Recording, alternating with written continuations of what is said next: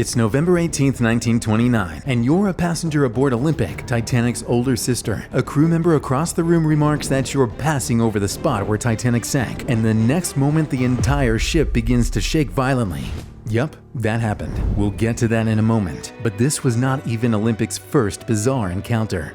Launched on October 20th, 1910, the RMS Olympic was White Star Line's monumental response to rival Cunard Line's Lusitania and Mauretania. And what a response she was. The first of the three Olympic-class ocean liners, there was no doubt she was built to impress. What she lacked in speed, she more than made up for in sheer size. At almost 100 feet longer, 30 feet taller, and nearly 14,000 more gross registered tons than her rivals, easily earning her the title of largest ship in the world. Olympic began her maiden voyage from Southampton on June 14, 1911, with Captain John Smith at the helm and designer Thomas Andrews on board to observe ship operations. Two men who would go on to become household names only 10 months later. After an uneventful maiden voyage, she arrived in New York 1 week later and was opened up to the public while docked, drawing over 8,000 curious visitors. This is how I'd imagine Titanic's arrival to New York would have been. Surprisingly, Olympic's voyages remained mostly uneventful until a particularly smashing encounter. And I don't mean smashing in the good sense like you smashing the like button right now. On the crisp and clear autumn morning of September 20th, 1911, Olympic had just left Southampton on her fifth voyage when another ship began running parallel to her.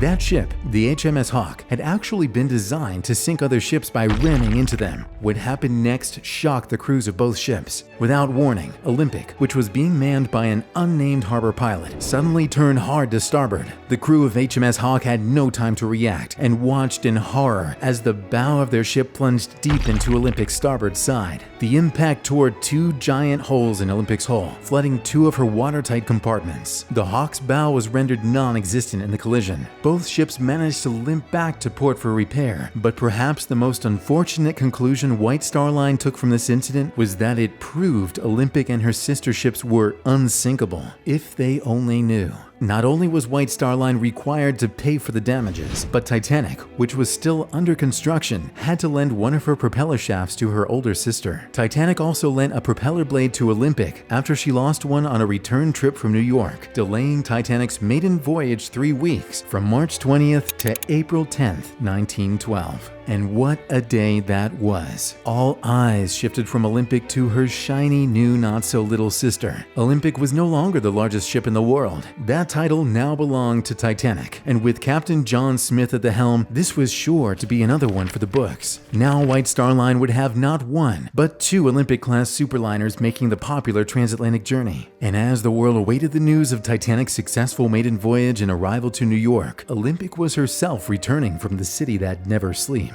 Because we all know, if you can make it there, you'll make it anywhere. Unfortunately, Titanic could not make it there. And on April 14, 1912, Olympic, now under the command of Captain Herbert Haddock, received the distress call from Titanic. SOS. Olympic, which was 500 nautical miles west by south of Titanic's location, quickly fired up her boilers and roared to life, racing at a rate of over 25 knots, a speed she'd rarely reached before. The two ships traded messages for less than an hour before Titanic grew radio silent. As Olympic's wireless operator frantically reached out, a new message broke the silence, this one from another ship, the Carpathia. The Titanic has sunk. All remaining survivors were now aboard Carpathia, but when Olympic offered to take on the survivors, she was heatedly turned down due to concern that it would cause panic among the survivors of the disaster to see a virtual mirror image of the Titanic appear and ask them to board. So Olympic carried on to her original destination of Southampton. And speaking of being a virtual mirror image of Titanic, Olympic was now the subject of intense scrutiny, as everything from her lifeboats, watertight doors, bulkheads, and other equipment was virtually identical to Titanic.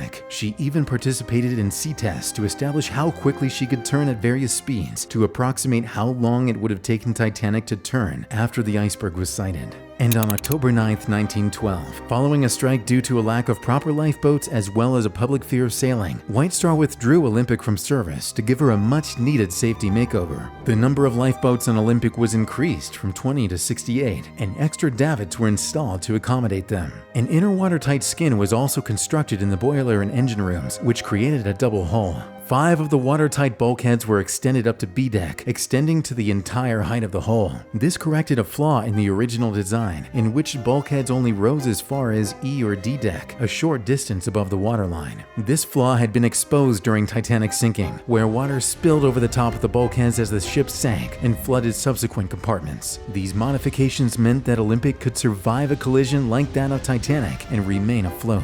We're at war. On August 4, 1914, Britain officially entered the First World War. At first, Olympic continued her commercial service. She was painted in the gray color scheme. Portholes were blocked and lights on deck were turned off to make her less visible to enemy ships. The first few wartime voyages were packed with Americans trapped in Europe, eager to return home. However, the eastbound journeys back to Europe understandably carried few passengers. By mid-October, bookings had fallen sharply as the threat from German U-boats became increasingly serious, and White Star Line decided to withdraw Olympic from commercial service. On October 21, 1914, Olympic left New York for Glasgow on her last commercial voyage of the war, carrying a measly 153 passengers. For a ship that could comfortably accommodate over 2,400 passengers, I'd imagine it felt like a ghost town, or should I say ghost ship. Unbeknownst to them, that extra space was about to come in clutch. You see, 6 days later, Olympic had just passed Lough Swilly off the north coast of Ireland when she received distress signals from the British battleship RMS Audacious, which had struck a mine off Tory Island and was taking on water. Olympic arrived on the scene, quickly taking on 250 of Audacious's crew.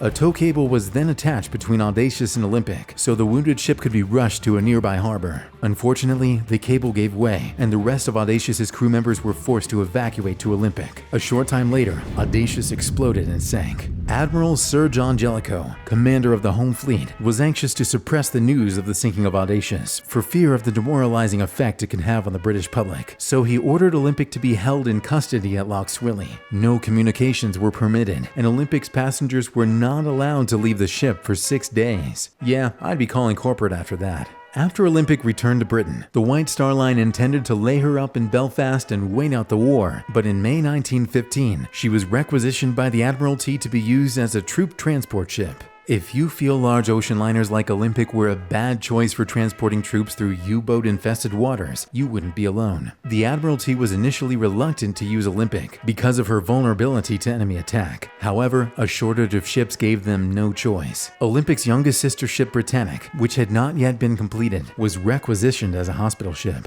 Olympic was given the full military makeover, armed with 12-pounders and 4.7-inch guns, with the capacity to transport up to 6,000 troops. Now under the command of Captain Bertram Fox Hayes, it didn't take long for Olympic to find trouble.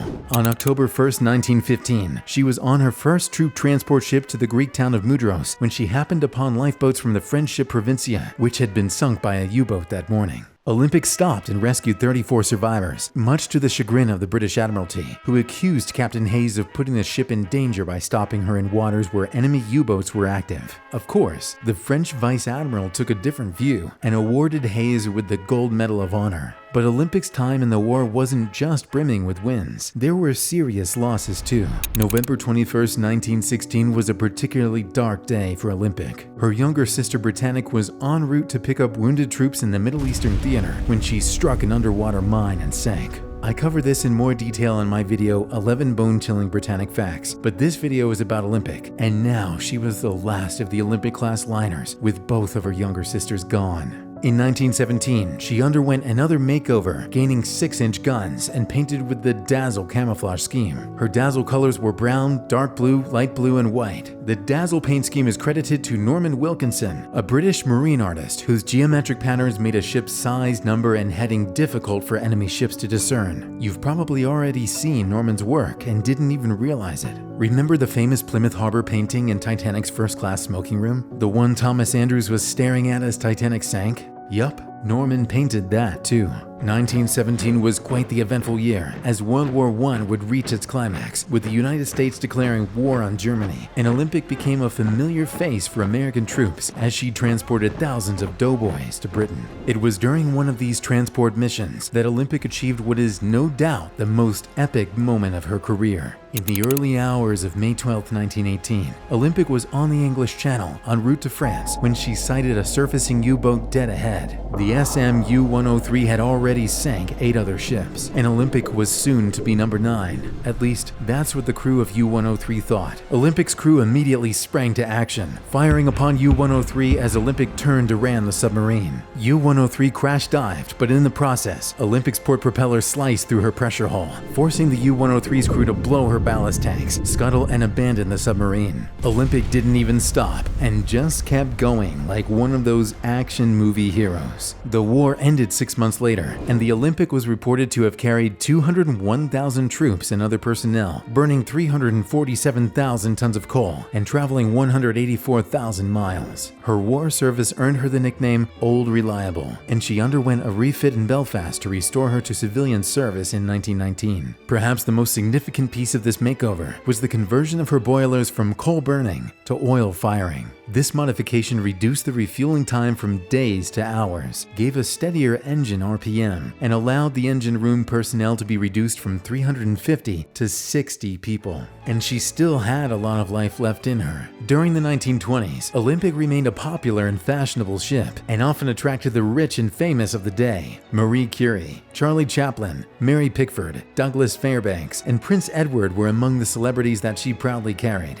One of the attractions of Olympic was the fact that she was nearly identical to Titanic, and many passengers sailed on Olympic as a way of vicariously experiencing the voyage of her sister ship. And it was on one of these Titanic-inspired voyages on November 18, 1929, that she was passing over the very place where Titanic sank. No doubt the anxiety of Olympic's crew and passengers was already heightened here, and for good reason. So imagine their shock when the entire ship began to shake violently from bow to stern. I don't know about you, but I'd be thinking, well, this is it. This is how I'm going to go. Unbeknownst to those aboard Olympic, they were actually passing over the epicenter of a 7.2 magnitude undersea earthquake. The earthquake was felt as far away as New York, Boston, and Halifax. Not only that, but it caused an underwater landslide of sediment that had been building for centuries, reshaping ocean trenches, shifting shipwrecks, and triggering a tsunami that would kill 28 people in Newfoundland. Bizarre coincidence or something deeper? Sometimes truth really is stranger than fiction. And though Olympic made it through this shaking, there was a much greater shaking on the horizon in which she would not fare so well.